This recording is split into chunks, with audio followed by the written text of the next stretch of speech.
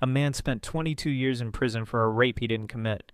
The only evidence against him was a memory, one woman's memory, and it was completely wrong. His name was Ronald Cotton. The woman who identified him was Jennifer Thompson. She was certain, absolutely certain. She had studied her attacker's face that night, she told herself, burning every detail into her mind so she could put him away. She picked Cotton out of a lineup. She testified at trial. She never doubted herself for a single second, and she was wrong. DNA evidence, which didn't exist yet when Cotton was convicted in 1985, proved it 11 years later. The real rapist had been sitting in the same prison as Ronald Cotton the entire time. Here's what makes this more than a tragedy. Jennifer Thompson didn't lie. She didn't guess. She didn't misremember in the way you forget where you put your keys. She was experiencing a memory she was completely convinced was real. Detailed, vivid, certain. And that memory had been quietly rewritten without her knowing it. There's a name for what happened to Jennifer Thompson. There's actually a name for what happens to all of us every single time we remember something. Elizabeth Loftus called it the misinformation effect. And once you understand what it means, you will never trust your own memory the same way again. Stay with me, because the experiment that proved this is darker than you'd expect.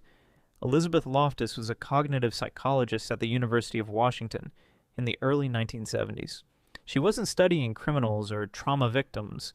She was studying something much more ordinary, how memory works in normal people in everyday situations, and what she found was deeply unsettling. In 1974, Loftus and her colleague John Palmer ran a series of experiments that would become some of the most replicated findings in all of psychology. They showed participants short films of car accidents, nothing dramatic, just traffic collisions. Afterwards, they asked questions, simple questions, but they changed one word. Some participants were asked, how fast were the cars going when they hit each other? Others were asked, how fast were the cars going when they smashed into each other? Same accident, same film, one word different. The group that heard smashed reported speeds nearly 25% higher than the group that heard hit. But here's where it gets really strange. A week later, Loftus brought the participants back and asked them one more question. Did you see any broken glass in the film? There was no broken glass. None. The film didn't have any. But the participants who'd been asked about cars that smashed were more than twice as likely to say yes. They had seen broken glass, compared to the participants who'd heard the neutral word hit. They remembered something that never happened, not because they were stupid, not because they were lying, because a single word, asked in a question after the fact, had reached back into their memory and changed what was there.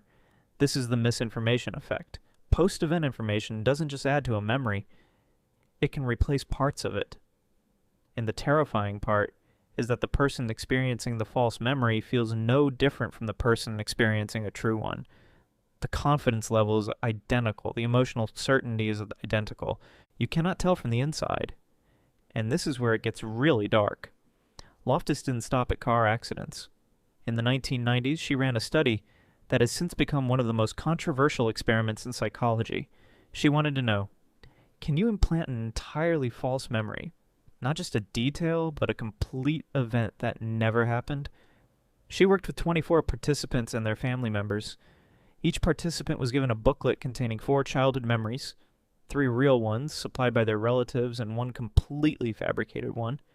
A story about getting lost in a shopping mall as a child, panicking, being rescued by an elderly stranger, and being reunited with their family. It never happened. Loftus made it up. By the end of the study, 25% of participants, 1 in 4, had not only accepted the false memory, but had begun elaborating on it, adding details, describing the stranger's face, remembering what they were wearing that day. One participant was so convinced he had been lost in the mall that even after Loftus told him it never happened, he resisted believing her. But I remember it, he said. That's what memory reconsolidation looks like from the inside. Every time you access a memory, you don't replay it like a video file. You reconstruct it. And in the act of reconstruction, it becomes vulnerable. New information can slip in. Emotions can shift the details. Other people's descriptions can overwrite what you actually experienced. And when you put the memory away again, you put away the new version. the edited version, and it feels exactly the same as before. Think about a memory you'd bet your life on, a moment from your childhood, a conversation you've described dozens of times. The more you've told that story, the more other people have responded to it, the more you've shaped it, without knowing, into something that may be significantly different from what actually happened. Loftus spent decades fighting to get this research taken seriously in courtrooms.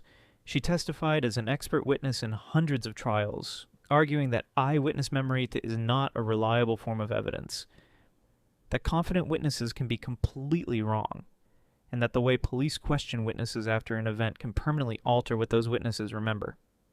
She was often met with an outrage, because the implication is uncomfortable.